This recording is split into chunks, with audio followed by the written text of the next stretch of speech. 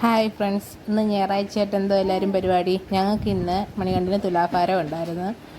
പള്ളിക്കൽ ഗണപതി അമ്പലത്തിൽ വെച്ചായിരുന്നു കേട്ടോ. ഗണപതി അമ്പലം എൻ്റെ വീടിനടുത്ത്. അപ്പം അവിടെ വെച്ച് ഞങ്ങൾ തേങ്ങ കൊണ്ട് തുലാഭാരം നടത്താമെന്ന് വിചാരിച്ചു. അങ്ങനെ ഇന്നലെ വീട്ടിൽ നിന്ന് തുലാഭാരത്തിനും എല്ലാം കൂടെ വന്നത്. അപ്പോൾ രാവിലെ ഞങ്ങളെല്ലാവരും അമ്പലത്തിൽ പോയി. ഞാനും അമ്മയും ചേട്ടനും കുഞ്ഞും തമ്പുരും എല്ലാവരും കൂടെ പോയത്. അങ്ങനെ അമ്പലത്തിൽ ചെന്ന് മോനെ മുണ്ടുടുപ്പിക്കുക. തുലാഭാരത്തിന് ഉടുപ്പൊക്കെ ഊരിയിട്ട് മുണ്ടുടുപ്പിക്കുക.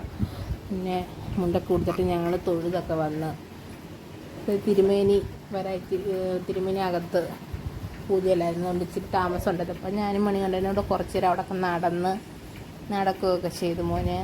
എന്നിട്ട് ഞങ്ങളവിടെ നിന്ന് അവിടെ ഇന്ന് വൃശ്ചിക മാസമായിട്ട് വായനയൊക്കെ ഉണ്ടായിരുന്നു.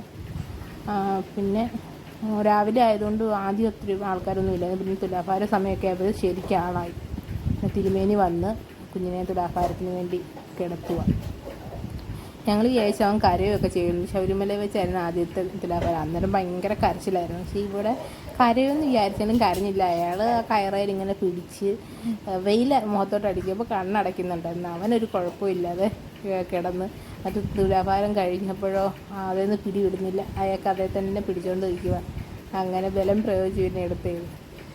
അങ്ങനെ ഇന്ന് മോൻ്റെ തുലാഭാരമായിരുന്നു. അമ്പലത്തിൽ തുലാഭാരം കഴിഞ്ഞ് ഞങ്ങൾ പിന്നെ അവിടെ നിന്ന് തൊഴുതിറങ്ങി.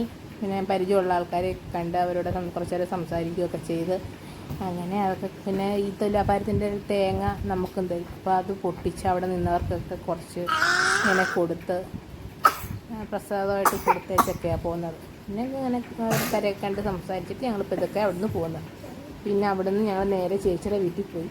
ചേച്ചിയുടെ വീട്ടിൽ ചീനി പുഴുങ്ങിയതും പിന്നെ മീനും ചമ്മന്തിയൊക്കെ ഉണ്ടായിരുന്നു. അതൊക്കെ കഴിച്ച് അത് കഴിഞ്ഞ് ഞാനും തമ്പുരും തക്കളും കുഞ്ഞും കൂടെ ഞങ്ങളുടെ ഷോപ്പിയുടെ വീട്ടിൽ പോകാൻ വേണ്ടി.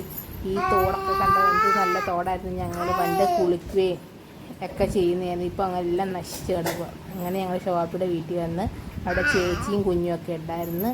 അണ്ണനും ചേച്ചിയും കുഞ്ഞും അച്ഛമ്മയൊക്കെ ഉണ്ടായിരുന്നു. അവരുടെ കൂടെ കുറച്ചൊക്കെ കളിക്കുകയൊക്കെ ചെയ്ത് അങ്ങനെ അവിടെ പോയിട്ട് ഞങ്ങളിപ്പോൾ ഇതൊക്കെ വീട്ടിലോട്ട് പോകുന്നു. അപ്പോൾ ഇന്നത്തെ വിശേഷങ്ങൾ ഇത്രയൊക്കെയാണ്.